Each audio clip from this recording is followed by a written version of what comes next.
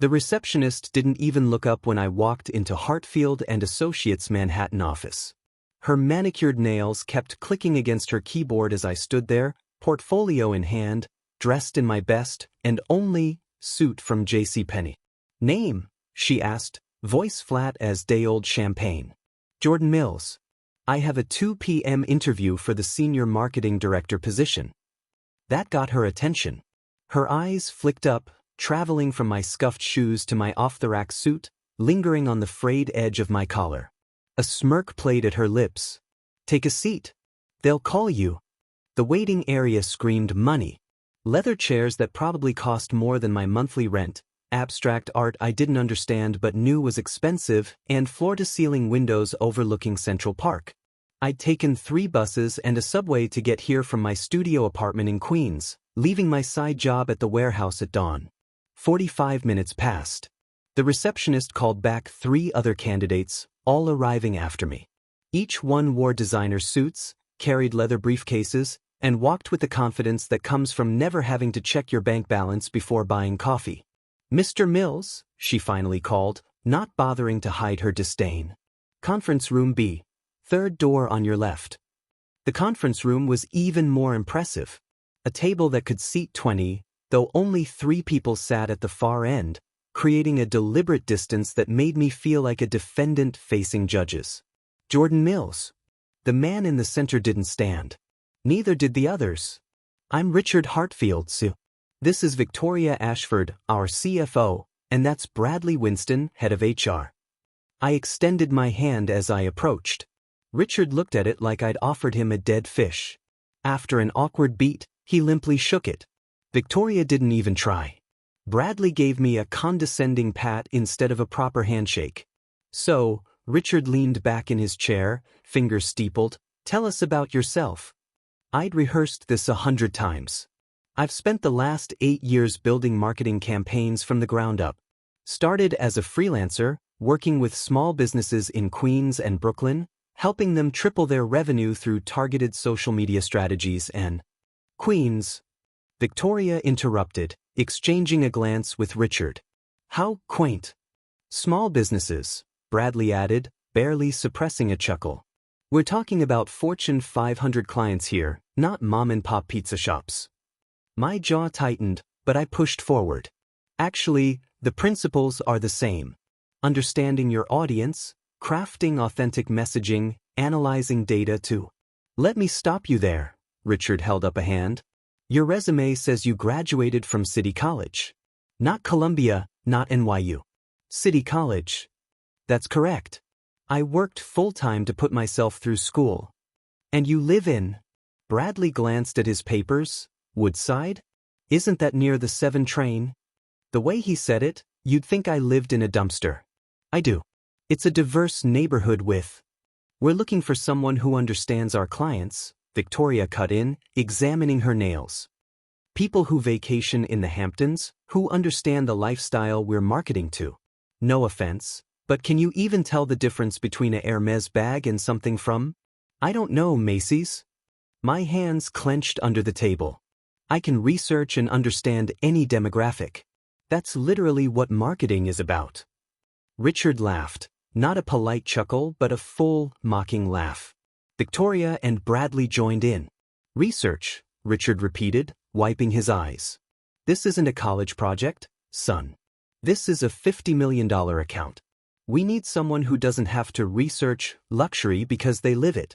Someone who knows which fork to use at Le Bernardin without looking around nervously. Someone who fits," Victoria added, her smile sharp as broken glass. Bradley leaned forward, his voice dripping with false sympathy. "Look, Jordan, can I call you Jordan? You seem like a hard worker. I'm sure you're great at what you do. But Hartfield and Associates represents the elite. Our clients expect to work with people who reflect their values. Who come from their world." "You're saying I'm not good enough because I'm not wealthy," I said quietly. "We're saying you're not what we're looking for," Richard corrected, standing up. "Interview over. We need someone with the right background, the right connections, the right pedigree. You understand." They were already gathering their things, dismissing me like I was nothing. Like the 3 buses and subway ride meant nothing. Like my 8 years of grinding meant nothing. Like I was nothing. I stood slowly, picking up my portfolio. My hands were shaking, but not from nervousness anymore. From rage. From humiliation. From years of doors slammed in my face because my zip code wasn't right, because I didn't have family money, because I had to work for everything while people like them had it handed to them. I made it to the door before I stopped. Just out of curiosity, I said, my voice steady now, who are you pitching to for the Castellano Luxury Resorts account? The room went silent. All 3 of them froze. How do you know about that? Richard's voice had lost its smugness. That account hasn't been publicly announced. I turned around, and for the first time since I'd walked in, I smiled. Because Castellano International is my family's company. Has been for 3 generations. And my mother, Margaret Castellano Mills, is the CEO who's been asking me for weeks which marketing firm she should hire for our new resort launch in the Maldives. The color drained from Richard's face. My father suggested your firm, actually. Said you did good work. So I thought I'd come see for myself. Do a little research. I let that word hang in the air. See if Hartfield and Associates was really the kind of company we wanted representing the Castellano name. Wait, Bradley stammered, standing so fast his chair rolled backward. You're Margaret Castellano's son? The one and only. I go by Mills, my father's name. Didn't want people treating me differently because of my mother's success. Wanted to make it on my own merit. I looked at each of them in turn. Guess that was naive of me. Victoria's mouth opened and closed like a fish. Mr. Mills, Jordan, I think there's been a terrible misunderstanding. Richard rushed around the table, hand extended now, face pale. We were just testing you, seeing how you handle pressure.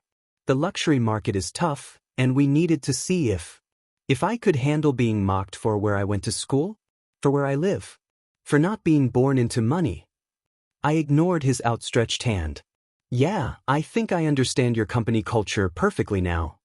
Please, Victoria's voice had lost all its edge. Don't judge our entire firm based on one interview. We were simply being thorough. If you just sit back down, we can start over. You already told me what you think of people like me. People who work their way up. People who don't come from the right background. I opened the door. That $50 million account you mentioned? Consider it gone. And I'll make sure every CEO in my mother's network knows exactly why. Jordan, wait. Richard called out desperately. But I was already walking away, past the receptionist whose jaw had dropped, past the expensive art and leather chairs, out into the New York afternoon where the air had never tasted sweeter. My phone rang before I even made it to the subway. It was my mother. How did it go? She asked. About as expected, I said. But Mom? I think it's time we had that conversation about me joining Castellano International full-time. Really? You're ready? I thought about Richard's face when he realized who I was. About Victoria's desperate backpedaling. About Bradley's stammering. Yeah, I smiled. I'm ready to stop pretending I'm something I'm not. But first, I need you to make a call for me. It's about a marketing firm that's no longer in the running for our account. Consider it done, she said, and I could hear the pride in her voice. Welcome to the family business, Jordan. Let's show them what we're made of. As I descended into the subway station, my phone buzzed with texts. 3 missed calls from Hartfield and Associates.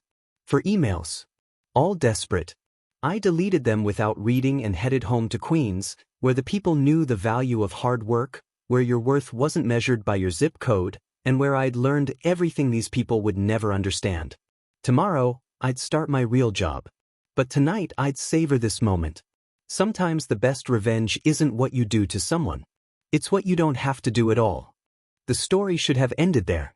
Walk away, delete their messages, move on with my life. That's what the bigger person would do, right? But here's the thing about being humiliated. It doesn't just evaporate because you had a great comeback. It festers. And as I sat in my studio apartment that night, eating leftover Chinese food and staring at my phone, I couldn't shake the feeling that letting them off easy wasn't justice. It was just nothing. My phone lit up again. Another call from Hartfield and Associates. The 7th one in 3 hours. You should answer, my roommate, Carlos, said from his mattress on the other side of our thin wall divider. He'd been my friend since high school, the only person who knew about my mother's identity and never treated me differently. Torture them a little.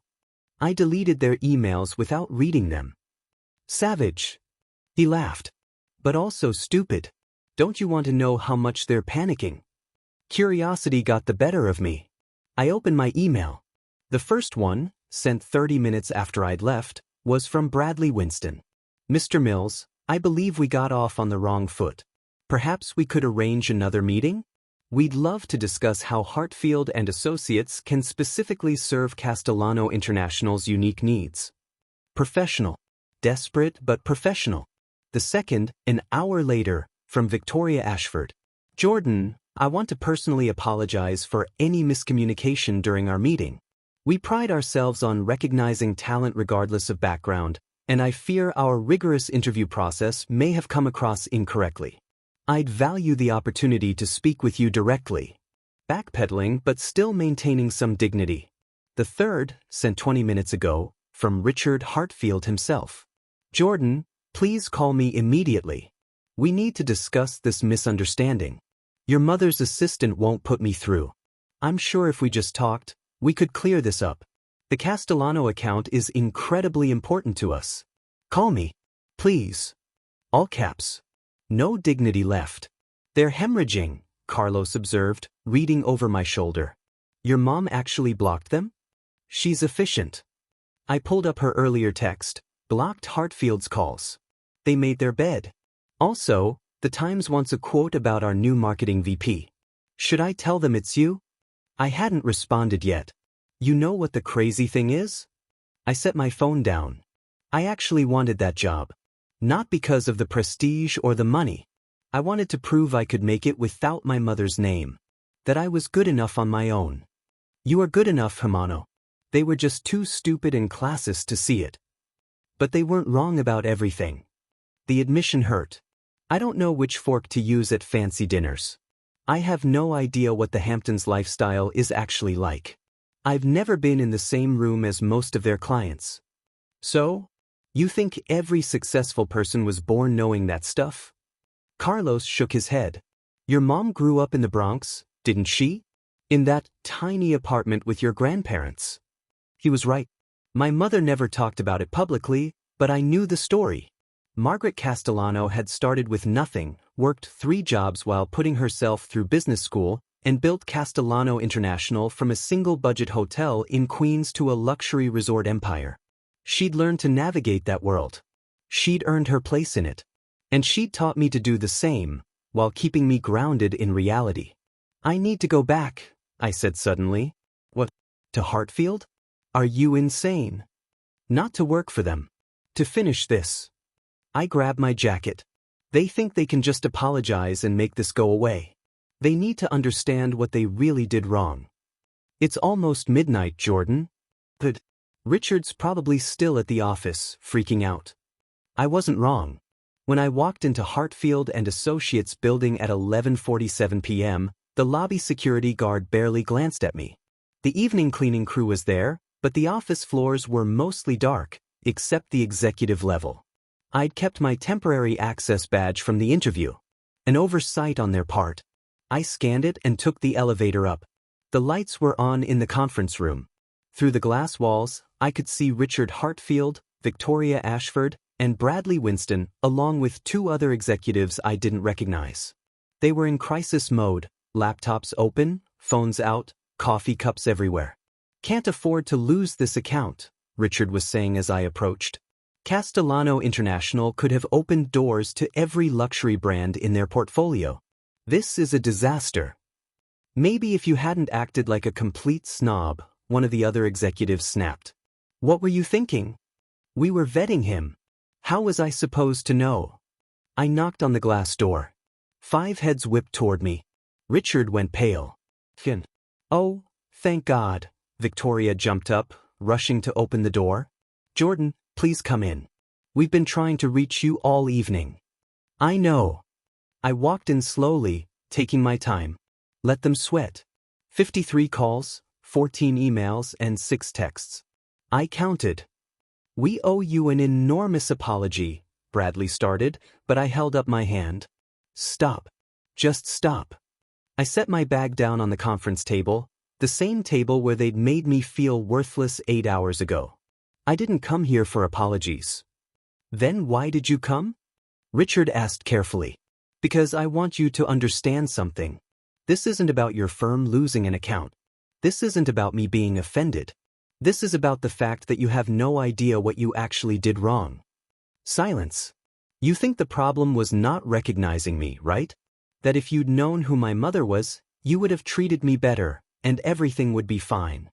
I looked at each of them. That's exactly the problem. I don't understand, Victoria said quietly. I know you don't. That's what I'm here to explain. I pulled out my portfolio, the one they'd never looked at.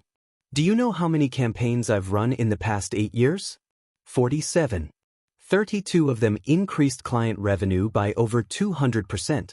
I've won 6 industry awards under pseudonyms because I didn't want my mother's name attached. I've built brands from nothing, turned failing businesses into success stories, and created viral campaigns with budgets smaller than what you probably spend on office coffee. I opened the portfolio, spreading my work across their table. Case studies, analytics, testimonials from clients who trusted me when no one else would. But you didn't want to see any of this. You didn't ask about my work, my strategies, my vision. You looked at where I went to school, where I live, what my suit cost, and decided I wasn't worth your time. Jordan, we made a mistake, Richard tried. You made a choice, I corrected him. A choice that you've probably made 100 times before with candidates who didn't have my last name to fall back on.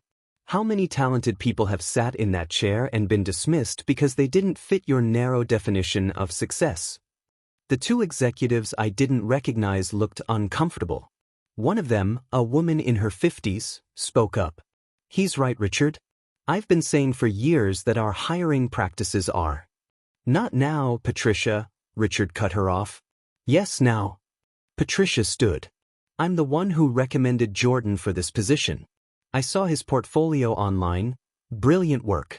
But I knew the moment he walked in here without a designer suit and an Ivy League pedigree, you'd dismiss him. I'd hoped I was wrong. You recommended him? Bradley looked shocked. You knew who he was? I knew his work, Patricia said firmly. Which is what should have mattered. The fact that his mother is Margaret Castellano was irrelevant to his qualifications. But it's the only thing that made you people listen. The room fell silent again. Who is she? I asked. Patricia Brennan. The woman extended her hand and I shook it. Senior VP of Client Relations. I've been with Hartfield for 23 years, worked my way up from an assistant position. I know what it's like to be underestimated. Then you know why I can't let this slide, I said. I do. She turned to Richard. And you should know that I'm resigning, effective immediately. I can't work for a firm that values pedigree over talent. Patricia, don't be dramatic, Victoria started. Dramatic? You laughed at a candidate because he took the subway. Patricia's voice was ice. You mocked his education, his neighborhood, his clothes. If Jordan wasn't who he is, you'd have forgotten him by dinner. That's not the kind of company I want to represent anymore. She gathered her things and walked to the door, pausing to look back at me. For what it's worth, you would have been exceptional at this job. I hope your mother's company appreciates you more than these people ever could. She left. The door clicked shut behind her. Now there were 5 of us in the room, and the oxygen felt thinner. Feel better? Richard asked me, his voice tight. You've cost us an account and one of our best executives. Is your pride satisfied? My pride? I actually laughed. You really don't get it. This isn't about pride. It's about principle. Principle doesn't pay the bills, the 5th executive muttered, a younger guy, maybe early 30s, who'd been silent until now. Neither does arrogance, apparently. I started packing up my portfolio. Here's what's going to happen. Tomorrow morning, my mother's office will release a statement about why Castellano International chose not to work with Hartfield and Associates. It won't mention this interview. It won't mention me. It will simply say that our company values diversity, merit, and respect, and we couldn't find those values reflected in your firm's culture. You'll ruin us, Victoria whispered. No. You'll ruin yourselves. I zipped my bag. Because this won't be a secret. Your other clients will wonder what happened. Your competitors will know. And every talented person you've ever dismissed will see that maybe, just maybe, the system isn't as rigged as they thought. So that's it. Richard's voice cracked. No second chance? We're just done. I paused at the door, looking back at them. They looked smaller now, less intimidating. Just people who'd made bad choices and were facing consequences. You want a second chance? Here it is. I met Richard's eyes. Change. Actually change. Hire based on talent, not connections. Respect people regardless of their zip code. Create a culture where someone like Patricia doesn't feel like she has to resign to maintain her integrity. Do that, and maybe in a few years, when you've rebuilt your reputation, we can talk about working together. And if we don't? Bradley asked quietly. Then you'll fade into irrelevance while firms that actually value people thrive. Your choice. I left them sitting there in their crisis meeting, surrounded by my portfolio pieces they'd never bothered to look at, facing a future they'd created for themselves.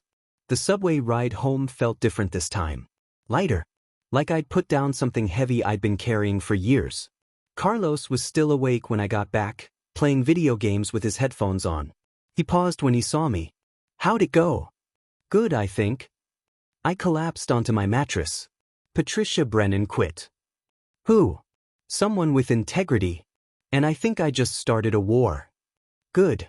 Carlos grinned. About time someone did. My phone buzzed. A text from my mother. Patricia Brennan just called me.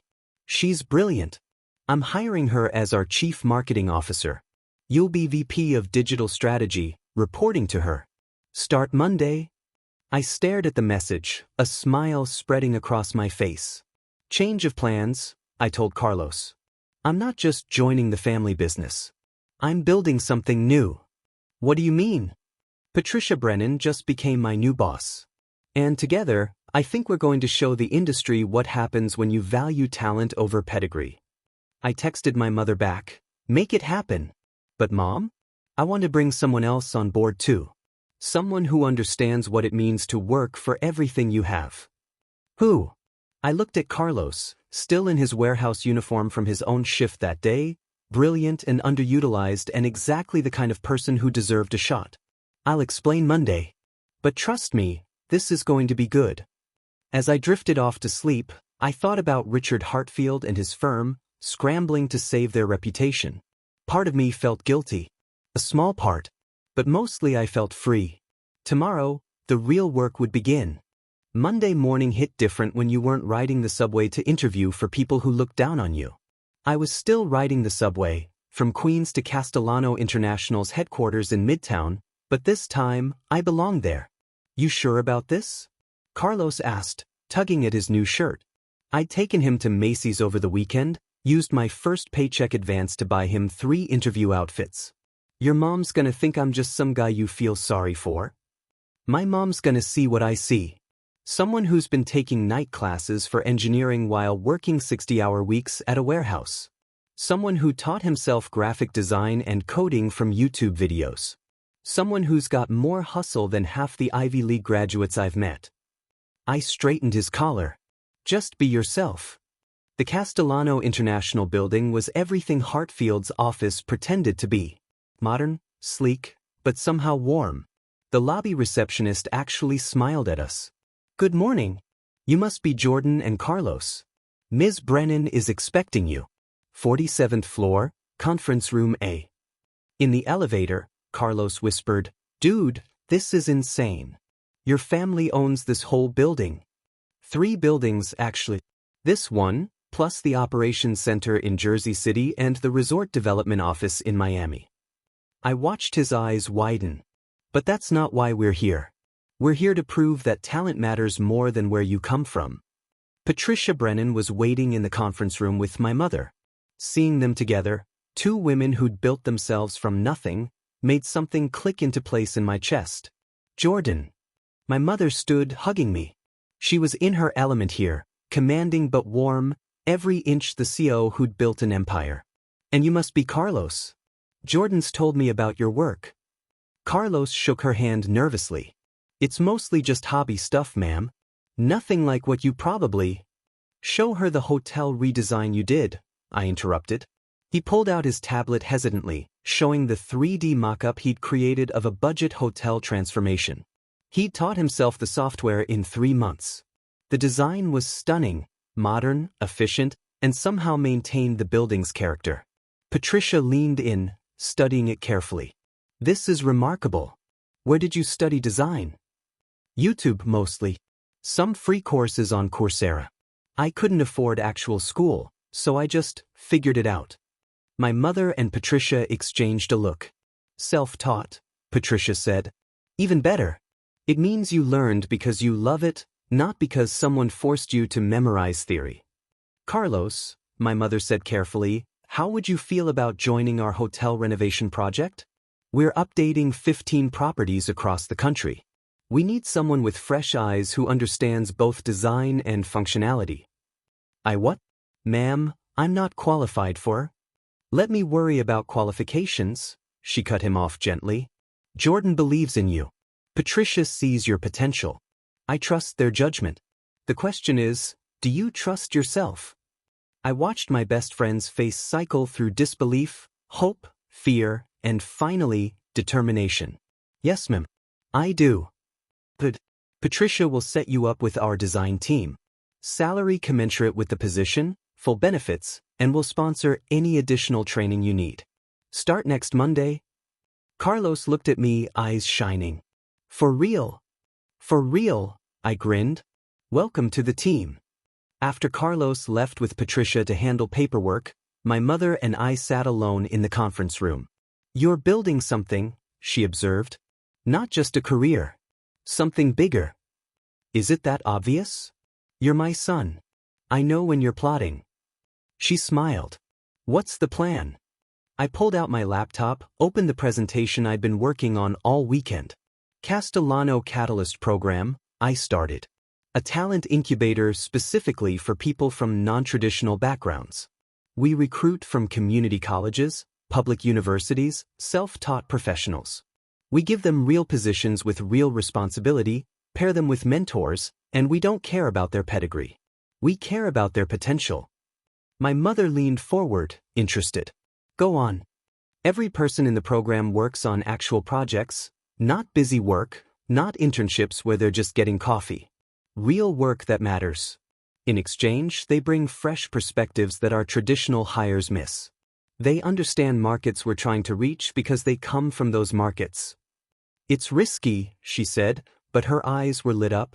Unproven talent could fail spectacularly. So could proven talent. At least this way, we're giving chances to people who'll actually appreciate them. I pulled up my budget proposal. I'm not asking for charity. I'm asking to build the most innovative marketing and development division in the industry. By hiring people everyone else overlooks. By hiring people everyone else is too blind to see. She was quiet for a long moment, studying my presentation, my numbers, my vision. You know this will get attention, she finally said. The industry will talk. Some of it won't be kind. Let them talk. Competitors will say we're just virtue signaling, that we're diluting our talent pool to make a political statement. Until we start crushing them in every metric that matters. I met her eyes. Mom, I spent 8 years being underestimated. Being told I wasn't good enough because I didn't have the right background.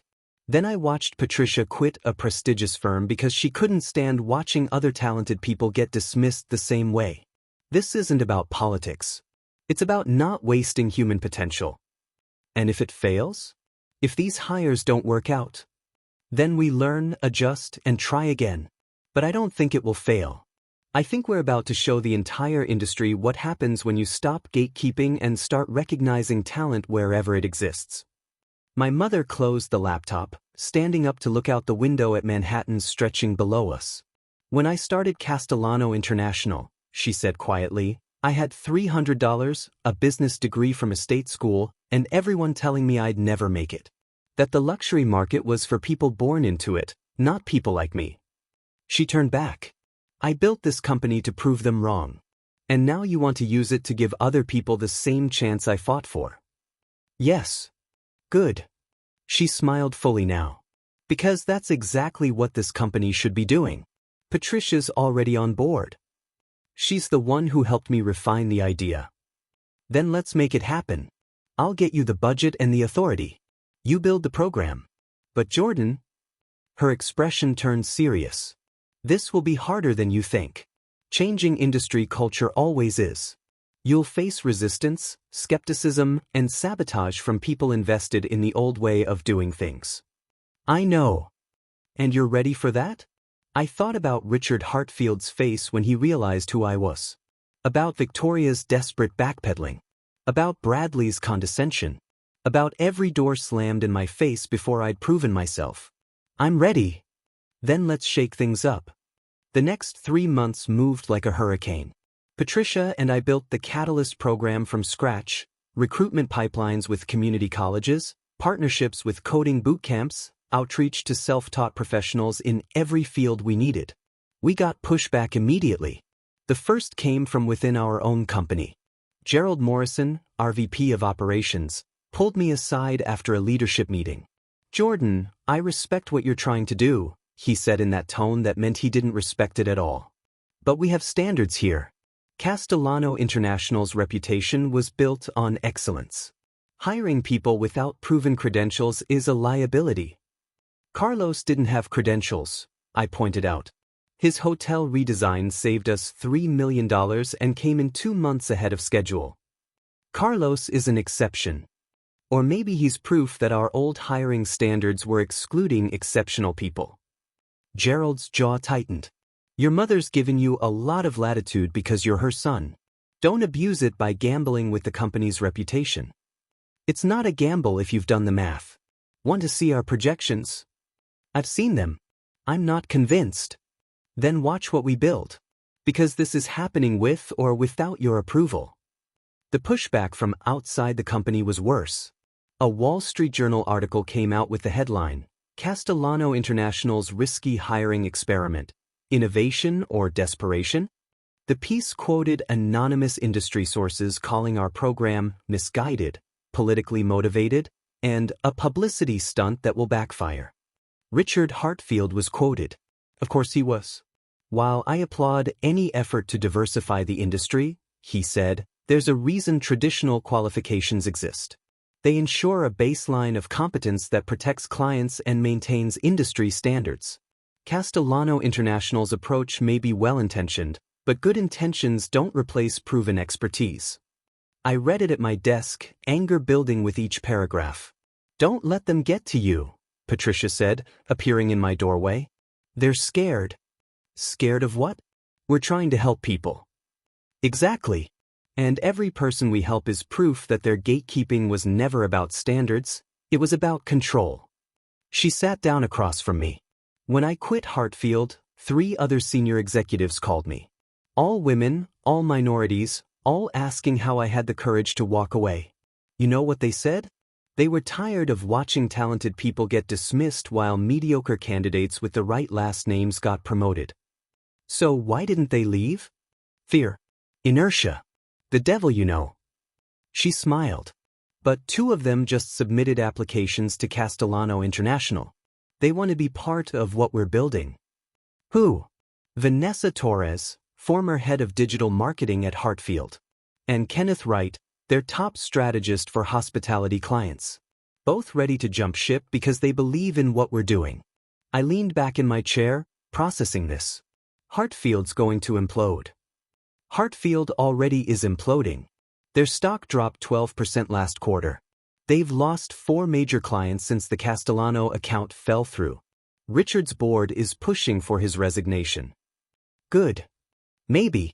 Or maybe it's a cautionary tale about how quickly things can fall apart when you build on the wrong foundation.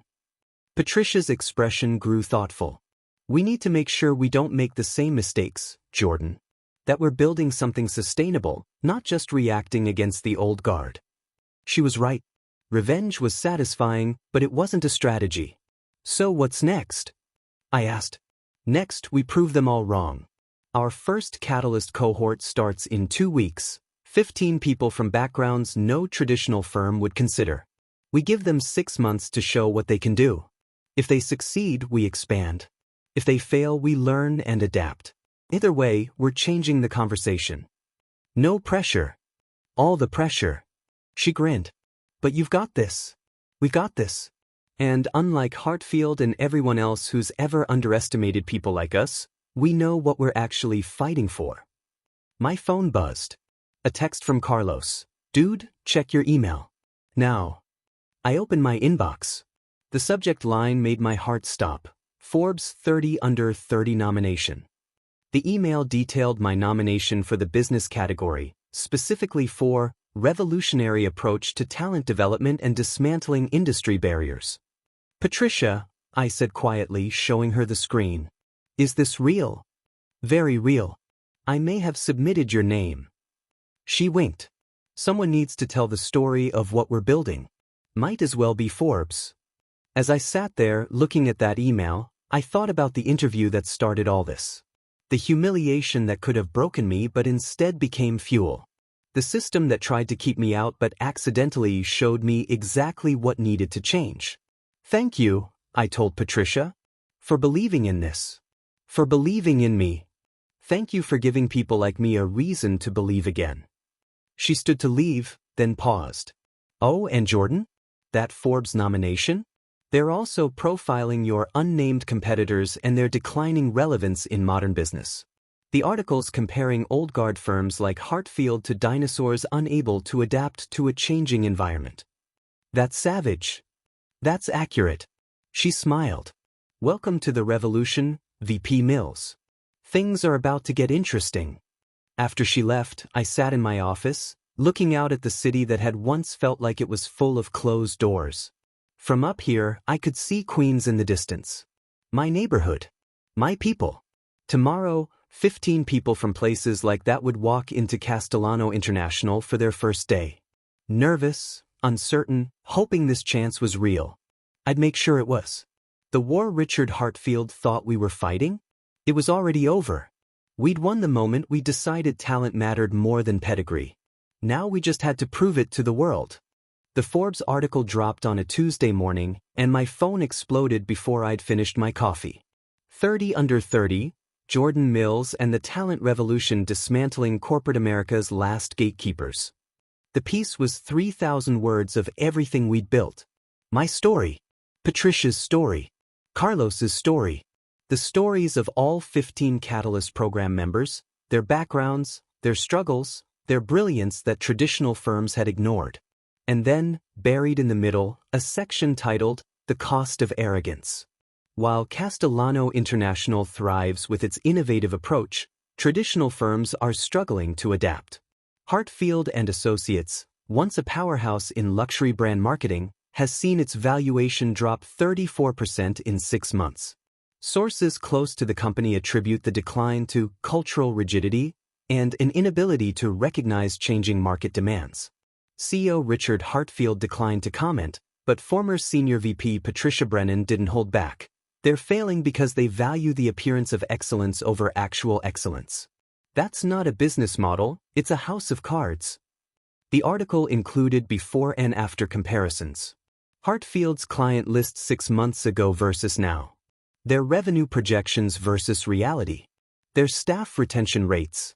It was a massacre on paper. My mother called first. Have you seen the website traffic? What website traffic? Ours. We're getting 10,000 applications an hour for the next Catalyst cohort. The server crashed twice. She sounded delighted. CNN wants an interview. So does CNBC, Bloomberg, and apparently, The Daily Show. That's insane. That's impact, Jordan. You've started something that's resonating far beyond what we imagined. Carlos burst into my office moments later, still in his work clothes from a site visit. Bro, we're trending on Twitter. #TalentNotPedigree is the number 3 hashtag in the US. I pulled up Twitter. He wasn't exaggerating. Thousands of people sharing their stories of being dismissed by companies, overlooked because of their backgrounds, told they weren't good enough. And tagging Castellano International, thanking us for proving those companies wrong. But not everyone was celebrating. My office phone rang. Internal line. I picked up. Jordan Mills. The voice on the other end was cold, formal. This is Richard Hartfield. I'd like to request a meeting. I almost hung up. Almost. But curiosity won. Why? Because my company is on the verge of collapse, and we both know you're the reason why. He paused. I'm not asking for mercy. I'm asking for a conversation. 1 hour. Please. Something in his voice, not quite desperation but close, made me agree. Tomorrow. 3 p.m. Castellano Building. Come alone. Thank you. He hung up before I could change my mind. That was Hartfield, wasn't it? Carlos said. What did he want? To talk. You're not actually meeting with him, are you? I am. But after what he did to you? I thought about it. Because I want to hear what he has to say. And because maybe, there's a lesson in how people change when they're forced to face consequences. The next day, Richard Hartfield walked into our building looking like a different person. Gone was the expensive suit, replaced by something off the rack. Gone was the arrogance, replaced by something that looked uncomfortably like humility. Security brought him to my office. He sat across from me, hands folded, quiet. Thank you for seeing me, he started. You have 55 minutes left. Talk. He flinched but nodded. I read the Forbes article. I've watched my company disintegrate. I've had board members demanding my resignation, clients terminating contracts, employees walking out. He met my eyes. You destroyed me. No. You destroyed yourself. I just stopped protecting you from the consequences. You're right. The admission seemed to pain him. Everything in that article was accurate. My firm did value pedigree over talent. We did dismiss qualified candidates because they didn't fit our narrow definition of success. We were arrogant, classist, and ultimately, stupid. Congratulations on your self-awareness. Is that why you're here? I'm here because I want to know how to fix it. That surprised me. Fix what? My company. Myself. The culture that led to this. He leaned forward, and I saw something I never expected in Richard Hartfield's eyes. Genuine regret. After Patricia quit, after you left, I started looking at our hiring records. Do you know how many candidates we've interviewed in the past 5 years? No idea. 4,307. Do you know how many we hired from non-Ivy League schools? 32. How many from community colleges? 0. How many who didn't have family connections in the industry? 58. His voice cracked. We weren't vetting for talent. We were vetting for people who reminded us of ourselves. And you're just realizing this now? I'm realizing it because I was forced to. Because losing everything made me actually look at what I'd built. He pulled out a folder, slid it across my desk. These are proposals. Real changes. Overhauling our entire hiring process, implementing blind resume reviews, partnering with programs like yours, creating mentorship opportunities for people from non-traditional backgrounds. I flipped through the folder. The proposals were detailed, thoughtful, and surprisingly comprehensive. Why show me this? Because I need to know if it's enough. If I'm missing something. If there's any way to actually make amends for the damage I've caused. To your company's reputation? To the people I've hurt. Every person I dismissed because they didn't go to the right school or wear the right clothes. Every talented individual whose career I damaged because of my biases. He looked down. I can't undo that. But I want to make sure I don't keep doing it. I studied him carefully. This could be manipulation, a desperate CEO trying to save his sinking ship. But something in his demeanor suggested otherwise. You want honest feedback? I asked. Please. These proposals are good. They're actually really good. But they're coming 6 months too late and from a place of desperation, not genuine change. Your company's board won't let you implement them anyway. They'll push for your resignation first. His face fell. So there's nothing I can do. I didn't say that. I closed the folder.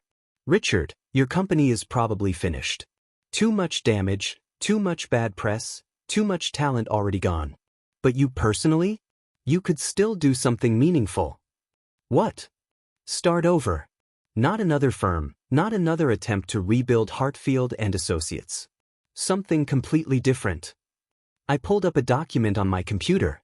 We're expanding the Catalyst program nationally. We need partners, people who understand the traditional industry but are committed to changing it. People who've learned from their mistakes and want to help others avoid them. You want me to work for you? I want you to work with us. Not as some figurehead or redemption project. As someone who genuinely believes in what we're building and is willing to put in the work. I turned the screen so he could see. Program Director for our East Coast expansion. You'd recruit talent, mentor participants, use your industry connections to open doors we can't open yet. It pays 1/3 of what you made as CEO, you'd report to Patricia, and you'd have to prove yourself every single day. He stared at the screen, then at me. Why would you offer me this? After everything? Because I don't believe people are irredeemable. And because the best person to teach others about the cost of arrogance is someone who's paid that cost themselves. I lean back. But understand this, if you accept, you don't get to half-ass it. You don't get to use this as a stepping stone back to your old life. You commit fully, or you don't come at all. And if I fail? If I mess up? Then you fail. But at least you'll fail trying to do something good instead of failing while protecting a broken system. Richard was quiet for a long moment. Then he stood, extending his hand across the desk. When do I start? Monday. Same time as our new Catalyst cohort. You'll go through orientation with them, learn the program from the ground up, hear their stories. I shook his hand. And Richard? If any of them tell you they almost didn't apply because they thought they weren't good enough, you apologize. Directly. For every time you made someone feel that way. I will. He headed for the door, then stopped. Jordan? Thank you for not giving up on me even when I deserved it. After he left, Patricia appeared in my doorway, arms crossed, eyebrow raised. Did you just hire Richard Hartfield? I did. Are you insane? Possibly. I grinned. Or possibly I'm building something bigger than revenge. Something about actual change. The team's going to have opinions about this. I know. That's why I'm calling a meeting. Everyone gets to voice concerns, and we vote on whether he stays. Democratic process. And if they vote no? Then he doesn't stay. But I think they'll surprise us. People who've been given second chances tend to believe in giving them to others. The meeting happened that afternoon. All 15 Catalyst program members, Carlos, Patricia, my mother, and several other Castellano executives. I explained the situation. Who Richard was, what he'd done, why I'd offered him the position. The room erupted in reactions. You want us to work with the guy who represents everything wrong with this industry? Asked Michelle Torres, a brilliant strategist from Bronx Community College. The guy who'd have laughed us out of his office 6 months ago? Yes, I said simply. Because 6 months ago, he was wrong. And now he knows it. The question is whether we believe people can change. Change is easy to claim when your back's against the wall, said Thomas Reed, a self-taught data analyst from Atlanta. Harder to prove when the pressure's off. Which is exactly why we make him prove it, I countered. Not with words, but with action. Every single day. What if he's just using us to rebuild his image? Asked Jennifer Park, our new social media director who'd learned marketing while running her family's small restaurant. What if this is all calculated? Then we'll know pretty quickly and we'll cut him loose. I looked around the room. But what if he's genuine? What if someone who embodied the old system becoming part of the new one sends a message that change is actually possible? Silence. Then Carlos spoke up. 6 months ago, I was working in a warehouse, convinced I'd never get a real chance because I didn't have a degree. Jordan gave me that chance. Then Patricia gave me another one. Then Ms. Castellano believed in both of us enough to build this whole program. He looked at me. If we're about second chances, we can't just give them to people we already like. We have to give them to people who need them most. Even if they don't deserve them? Michelle asked. Especially then, Carlos said quietly. Because that's what mercy looks like. The room fell silent again. Then, one by one, hands started going up. The vote was 13-2 in favor of giving Richard the position, with a 3-month probation period and the understanding that any backsliding would result in immediate termination. "Looks like you've got your controversial hire," Patricia told me after everyone left. "This better work, Jordan." "It will," I said with more confidence than I felt. "It has to." That weekend, I got a call from an unknown number. "Mr. Mills? This is Victoria Ashford. From Hartfield and Associates, or what used to be Hartfield and Associates." "I remember you, Victoria." "I'm sure you do. I'm calling because Richard told me what you offered him. And I wanted to ask." She paused, and I could hear vulnerability in her voice. "Is there any chance you'd consider someone else? Someone who was also part of the problem but wants to be part of the solution?" "Tell me why I should." "Because I spent 15 years climbing the ladder at firms like Hartfield, convincing myself that the gatekeeping was necessary. That standards mattered. That people like me, a black woman who went to Howard, not Harvard, had to work twice as hard to deserve half as much respect." Her voice strengthened. "And then I watched you walk out of that interview, and I realized I'd become the thing I used to hate. I'd turned into a gatekeeper, using the same excuses that were used against me. What do you want, Victoria? A chance to do better. Not at Hartfield, that ship has sailed. But somewhere I can actually help people instead of blocking them. Richard said you're expanding. That you need experienced professionals who understand the traditional market but want to change it." She took a breath. "I know I don't deserve it. But I'm asking anyway." I thought about it. About the Victoria who'd mocked my JCPenney suit and my Queen's address. About the Victoria who was calling now, asking for the same chance she'd denied so many others. "Monday morning," I said finally. "Orientation with Richard and the new cohort. Same deal, 3-month probation, you report to Patricia, and you prove yourself every day. Interested?" "Yes. Got you." "Thank you, Jordan." "Don't thank me yet. Thank me when you've actually done the work."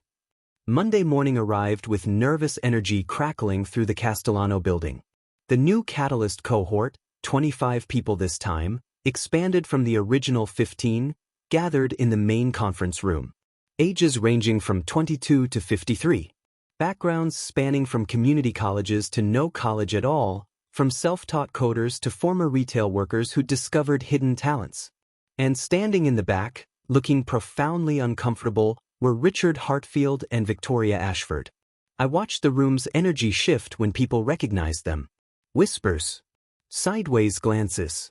Michelle Torres, from the original cohort, walked straight up to Richard. "You're the guy from the Forbes article," she said flatly. "The one who told Jordan he wasn't good enough."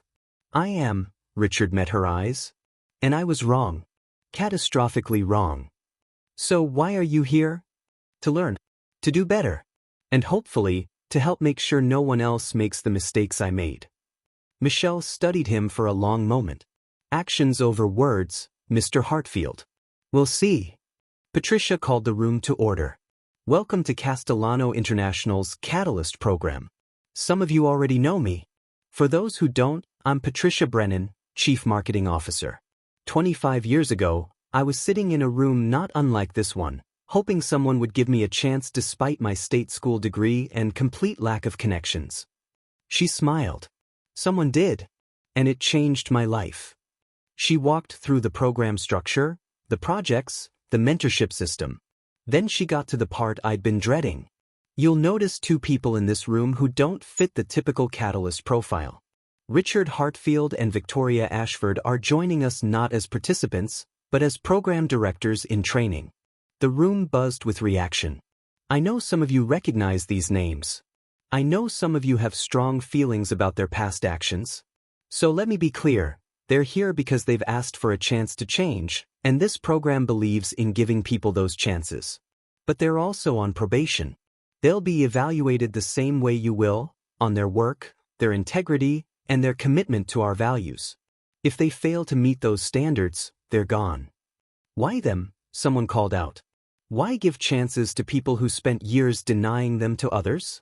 Before Patricia could answer, Richard stood up. That's a fair question, he said, voice steady despite the room's hostility. The honest answer is that I don't deserve to be here. I spent 15 years building a company that excluded talented people for arbitrary reasons. I dismissed candidates because of where they went to school, where they lived, how they dressed. I created a culture that valued the appearance of excellence over actual excellence. He looked around the room. I can't undo that damage. But I can dedicate the rest of my career to making sure other people don't make the same mistakes. If you'll let me. And if we don't? Asked a young woman named Keisha Williams, a graphic designer from Detroit. What if we vote you out right now? Then I leave, Richard said simply. And I'll respect that decision. But I hope you won't. Not because I deserve your mercy, but because maybe, someone who's been on the other side can help tear down the walls I spent years building. Victoria stood next. I don't have a redemption speech prepared. I don't know if redemption is even possible for what I've done. But I know I'm tired of being part of the problem. And I know that if this program succeeds, it'll prove that talent doesn't care about pedigree. That intelligence doesn't require an Ivy League stamp. That potential exists everywhere, and the only thing stopping us from finding it is our own prejudice. She met Keisha's eyes. So I'm asking, not demanding, for a chance to be part of the solution instead of the problem. The room was silent. Then Carlos stood. Show of hands, he said. Who here almost didn't apply because they thought they weren't qualified enough? Every hand in the room went up, including Richard's and Victoria's. Right? Carlos continued. So we all know what it feels like to be told we're not good enough. To have doors slammed in our faces. To fight for every scrap of recognition. He looked at Richard and Victoria. These two were the ones slamming those doors. And yeah, that sucks. But you know what sucks more? Becoming them. Becoming so bitter about our own struggles that we stop believing anyone can change. So you're saying we should just forgive them? Michelle asked. I'm saying we should let them earn it, Carlos replied. Same way we're all trying to earn our place here. With work. With integrity. With showing up every day and proving we deserve to stay. Another silence. Then Thomas Reed spoke up. 3-month probation. But they don't get the easy projects. They work harder than anyone else. They prove they're serious. And the second they slip back into old habits, they're out. No second chances to the second chance. Murmurs of agreement rippled through the room. All in favor? Patricia asked. The vote was 19-6. Welcome to the Catalyst program, Patricia told Richard and Victoria. Don't make us regret this. The next 3 months were brutal. For everyone, but especially for Richard and Victoria.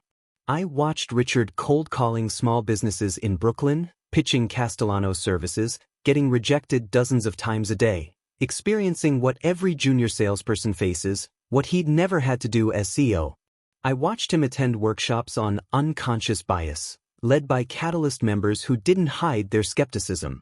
I watched him sit in focus groups, listening to people describe their experiences being dismissed by firms like his, unable to defend himself because there was no defense. Victoria threw herself into data analysis, working late nights to understand demographic trends she'd ignored her entire career. She partnered with Jennifer Park on a social media campaign targeting first-generation college students, learning about audiences she'd never considered. She volunteered to handle customer service complaints, hearing directly from people who felt excluded by luxury brands' marketing. It wasn't smooth. There were slip-ups. 6 weeks in, Richard made a comment about a Catalyst member's presentation being surprisingly sophisticated. Surprisingly? Michelle had repeated, voice dangerous. Based on what? My community college education? My Bronx accent? What exactly surprised you, Richard? He'd frozen, realizing his mistake. I didn't mean. Yes, you did. That's the problem. You still see us as less than even when you're trying not to. She'd stood up. Do better or get out.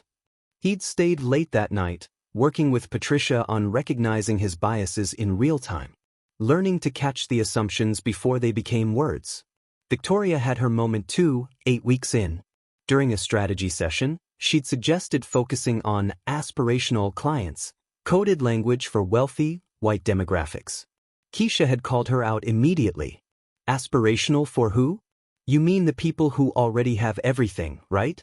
Not the growing markets with actual purchasing power that your industry has been ignoring. Victoria had tried to defend the choice, then stopped herself. You're right. I'm still thinking in the old frameworks. Help me understand the new ones. Keisha had, though not gently. But slowly, something shifted. Richard started proposing ideas that actually considered diverse perspectives. Victoria began challenging assumptions in meetings, even when it made people uncomfortable. They weren't perfect. They still made mistakes. But they were trying, genuinely, to be different. The Catalyst cohort's first major project was a marketing campaign for Castellano's new resort in Puerto Rico. The goal: attract both luxury travelers and local tourists, creating an inclusive experience that didn't feel like gentrification. The team worked for 3 months. Research, strategy, creative development, budget allocation. Richard and Victoria were part of it, but not leading it, supporting roles, learning from people they would have dismissed months ago. The presentation to the board was scheduled for a Tuesday afternoon. 25 people packed into the conference room, nervous and prepared. Michelle led the presentation. Her strategy was brilliant, positioning the resort as a bridge between cultures, highlighting local businesses as partners, creating pricing tiers that welcomed different income levels without segregating them. The social media campaign Jennifer designed targeted multiple demographics simultaneously, showing that luxury and accessibility weren't mutually exclusive. The numbers Thomas projected showed a potential 30% higher ROI than traditional luxury-only marketing, with stronger brand loyalty and community integration. When Michelle finished, the board sat in stunned silence. Then my mother started clapping. The rest of the board joined in. "This is exceptional work," said Gerald Morrison, the same VP who'd questioned the Catalyst program 3 months ago. "I'll admit, I had doubts about this program. I was wrong. This is the most innovative campaign proposal I've seen in 20 years. After the meeting, as everyone celebrated, I found Richard standing alone by the windows, looking out at the city. "You okay?" I asked. "I'm thinking about all the people like them I never hired," he said quietly. "All the brilliant campaigns I never saw because I was too busy protecting my narrow definition of excellence." It turned to me. This should have been happening all along. At every firm. In every industry. So make it happen. That's why you're here. "Jordan, I need to tell you something." He looked uncomfortable. Hartfield and Associates officially filed for bankruptcy last week. The board voted to dissolve the company entirely. "I'm sorry." "Don't be. It deserved to fail. What I built there was fundamentally broken." He took a breath. "But several of our former clients reached out to me. They want to know about Castellano's approach, about the Catalyst program. Some of them want to build similar initiatives." "That's good, right?" "It is. But it means I need to ask you something." He met my eyes. "After my probation ends, assuming I make it that far, I want to spin off a consulting branch. Help other companies build their own versions of this program. Not competing with Castellano, but spreading the model. Would you support that?" I thought about it. About the impact we'd made in 6 months. About how much more we could do if other companies followed our lead. "On one condition," I said. "Every company you consult with has to partner with us. Share their success stories, their challenges, their data. We build a network of companies actually committed to change, not just companies performing change for good press." "Deal." He shook my hand. "Thank you, Jordan. For seeing something in me I'd stopped seeing in myself. Don't thank me yet. You've got 3 weeks left in your probation." He laughed. "Always keeping me honest. That's the job." The probation period ended on a Friday. Patricia called Richard and Victoria into her office, with me sitting in. 3 months ago, you walked in here as examples of everything wrong with this industry," Patricia began. "Today, I'm making your positions permanent. Congratulations." Victoria's eyes filled with tears. "Thank you. I won't let you down." "You already haven't," Patricia said. "But the work continues. Every day, you have to choose to be better than you were. That's the deal." After they left, Patricia turned to me. You know this is going to complicate things, right? Richard and Victoria becoming success stories means every terrible executive who gets called out will claim they deserve the same chance. Let them claim it. Not everyone who asks for redemption gets it. These two earned it. Did they? Or did we just get lucky that they were genuinely motivated to change? It was a good question. One I didn't have a perfect answer for. Maybe both, I said finally. Maybe redemption isn't something you earn or something you're given. Maybe it's something you build, day by day, with people willing to witness it. Very philosophical for a Friday afternoon. I've been thinking a lot about what we're actually doing here. We started the Catalyst program to help people who'd been excluded. But somewhere along the way, it became about changing the entire system. About proving that the old way, the gatekeeping, the pedigree obsession, the classism, wasn't just wrong morally. It was wrong strategically. Bad business. And Richard and Victoria are proof of that? They're proof that even the people invested in the old system can change when they're forced to confront what they've built. That's powerful, Patricia. That means no one gets to hide behind. That's just how things are. She smiled. You sound like someone who's ready for their next challenge. What do you mean? Your mother's been talking to the board. Castellano International is expanding internationally. New resorts in Thailand, Portugal, Morocco. We need someone to lead global marketing and talent development. She raised an eyebrow. Know anyone qualified? Patricia, I'm 27. I've been doing this for 6 months. And in 6 months, you've revolutionized our entire approach, built a program that's becoming an industry model, gotten us more positive press than we've had in years, and proven that talent-based hiring isn't just ethical, it's profitable. She leaned forward. Age is just another arbitrary qualification, Jordan. You know that better than anyone. Senior VP of Global Marketing and Talent Development, I said slowly, testing the words. That's insane. That's what they said about the Catalyst program. How'd that work out? I thought about the 25 people downstairs, celebrating their successful presentation. About Richard and Victoria, transformed from adversaries to allies. About Carlos, thriving in a career he'd never imagined possible. About Patricia, finally working for a company that shared her values. About the email I'd gotten that morning from a college student in Ohio. I saw your Forbes article. I'm a first-generation student at a state school, and I've been told I'll never make it in marketing because I don't have connections. But you did. So maybe I can too. Thank you for showing us it's possible. That email sat in a folder with 300 others like it. Okay, I said. I'm in. Good. Because your first international hire is waiting in conference room B. Patricia smiled mysteriously. Her name is Aisha Mensah.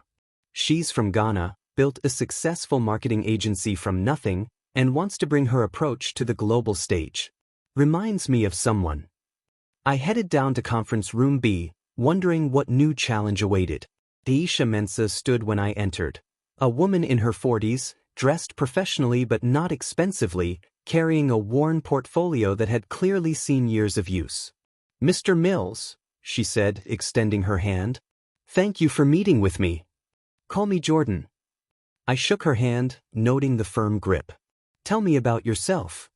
I run a marketing agency in Accra. 15 employees, all local talent, all from non-traditional backgrounds. We've built campaigns for everyone from street vendors to multinational corporations entering the African market. She opened her portfolio. I saw your Forbes article. The Catalyst program. I want to bring that approach to West Africa, but I need a partner who understands what it's like to build from nothing. I looked at her work. Creative, culturally specific, effective. Exactly the kind of fresh perspective we needed for global expansion. We could use someone like you, I said carefully. But I'll be honest, this won't be easy. You'd be building new systems, fighting old biases, proving yourself constantly. Sound familiar? She smiled. Sounds like every day of my career so far. I'm not looking for easy, Jordan. I'm looking for possible. Then welcome to Castellano International. I stood, extending my hand again. Let's show them what global talent really looks like. As I walked Aisha through the building, introducing her to the team, showing her the Catalyst program floor where 25 people were changing the industry, I thought about where I'd been 6 months ago. Sitting in an interview, being laughed at, being told I wasn't good enough. And I thought about where I was now. Building something that mattered. Something that lasted. Something that proved the people who'd dismissed me weren't just wrong about me, they were wrong about everything. My phone buzzed. A text from my mother: CNN wants to do a documentary about the Catalyst program. Full access, 6-month timeline. Your call. I looked around at the office, buzzing with energy, filled with people who'd been told they didn't belong, proving every day that they did. I texted back, let's do it. Time to show everyone what they've been missing. That evening, I took the subway home to Queens. My apartment in Woodside, the one Bradley Winston had sneered at, the neighborhood Victoria Ashford had dismissed. Carlos was there, cooking dinner, celebrating his promotion to senior designer. Crazy day? He asked. Crazy 6 months, I corrected. Carlos, we actually did it. We changed things. We're still changing things, he pointed out. This is just the beginning. He was right. The Catalyst program was spreading. Other companies were reaching out, wanting to build their own versions. Richard's consulting branch was getting more interest than he could handle. The industry was watching, learning, adapting. Not everyone, of course. There were still firms clinging to the old ways, still gatekeepers protecting their territory, still people who believed excellence came with a pedigree. But their numbers were shrinking. And ours were growing. My phone lit up with a notification. An email from Richard Hartfield. The subject line read, "You won." I opened it. Jordan, I'm sitting in my new office, considerably smaller than my old one, helping Catalyst Cohort 3 prepare for their first client presentation. And I just realized something. You didn't destroy my company 6 months ago. You destroyed the version of myself that built it. The arrogant, classist, narrow-minded executive who thought pedigree mattered more than potential. That person needed to be destroyed. Thank you for having the courage to do it. And thank you for showing me who I could become instead. The work continues. Richard. I showed the email to Carlos. That's actually kind of beautiful, he said. It's something, I agreed. Later that night, lying in bed, I pulled up the Forbes article one more time. Read the comments, thousands of them now. Stories of people who'd been dismissed, overlooked, told they weren't enough. And stories of people who'd proven otherwise. I thought about the interview that started this. About walking out of that conference room, humiliated but determined. About the words I'd said that made them freeze. Castellano International is my family's company. But the real power hadn't been in those words. It had been in what came after. In building something that proved talent mattered more than connections. That potential wasn't limited to people from the right zip codes or the right schools. That the people who'd been excluded weren't lacking in excellence, they'd been denied the chance to show it. My last thought before sleep was about all the interviews happening tomorrow. All the talented people sitting nervously in waiting rooms, hoping someone would see past their addresses and their backgrounds and their bank accounts to the actual value they could bring. And about how many more of them would get that chance because of what we'd built. You're not what we're looking for, they told me. They'd been right in a way. I wasn't what they were looking for. I was what the future needed. And now, finally, the future was happening.